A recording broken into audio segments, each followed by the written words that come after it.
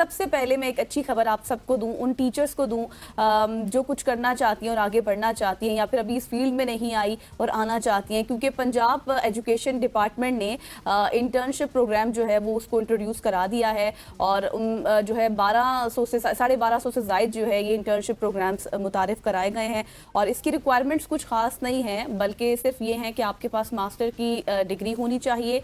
इसके साथ साथ जो है वो आपकी अच्छी एजुकेशन, मतलब आपकी स्किल्स होनी चाहिए।